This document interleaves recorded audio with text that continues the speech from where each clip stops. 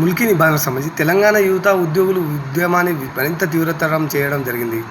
అయితే తెలంగాణ ఉద్యమ నాయకత్వంలో విద్యార్థులు ఉద్యోగుల చేతి నుంచి రాజకీయాల చేతులకు మారిపోయిన సందర్భంలో తెలంగాణ ప్రజా సమితి నాయకత్వం వహించి ముల్కీ నిబంధనలకు తప్పనిసరిగా అమలు చేయాలని తెలంగాణ ప్రజా సమితి ఉద్యమానికి డిమాండ్ చేసింది అన్నట్టు. ప్రత్యేక తెలంగాణ రాష్ట్ర ఏర్పాటు ద్వారా మాత్రమే తెలంగాణకు న్యాయం జరుగుతుందని ప్రకటించి అప్పట్లో ప్రధానమంత్రి ఎవరంటే శ్రీమతి ఇందిరాగాంధీ ఏం చేశారంటే ఏప్రిల్ 11, 1969 లోక్సభలో ఈ అంశంపై చర్చ సందర్భంగా 8 అంశాల ప్రణాళిక ప్రకటించింది. అయితే వీటిలో ప్రభుత్వ ఉద్యోగాలకు సంబంధించిన అంశాలను తెలంగాణ పరిరక్షించే సందర్భంగా సూచనలు చేయడానికి జస్టిస్ కేఎన్ వాంచు నాయకత్వంలో ఒక న్యాయవేత్తల సంఘాన్ని ఏర్పాటు చేసింది కూడా.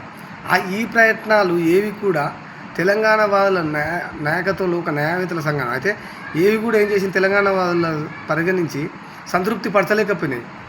ఆ తర్వాత ఏమైంది అనే విషయానికి వస్తే ఉద్యమం తీవ్రతరమైంది. ప్రభుత్వం ఈ సమస్యను ఒక శాంతి భద్రత సమస్యగా సృష్టించి పరిగణించి పోలీసులు కాల్పులు జరపడం జరిగింది.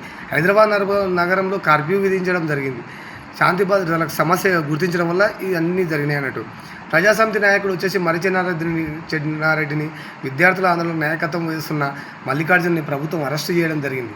ఏ సందర్భంలో ఈ ముల్కీ నిబంధనలకు సంబంధించిన సందర్భంలో తెలంగాణ ప్రజాసమితి చేతిలోకి పోయిన తర్వాత ఇది జరిగింది. ఇది మొత్తం జరగడం ఏంటనేది ఈలోపుగా రాష్ట్ర ముఖ్యమంత్రి అప్పుడు ఎవరనంటే బ్రహ్మానందరెడ్డి తన మంత్రివర్గాన్ని విస్తరించి తెలంగాణ ప్రాంతానికి చెందిన జె చొక్కారావు అనేట ఆయనకు డిప్యూటీ ముఖ్యమంత్రిగా ప్రదానం చేస్తాడు.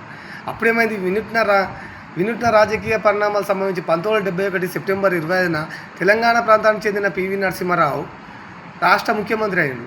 తెలంగాణ ప్రజాసమితి కాంగ్రెస్లో విలీనం కావడంతో ఉద్యమం సద్దుమణింది. కానీ ముల్కీ నిబంధనల అమలుపై సందేహాలు భయాలు పూర్తిగా తెలియపోని రకం అదన్నట్టు.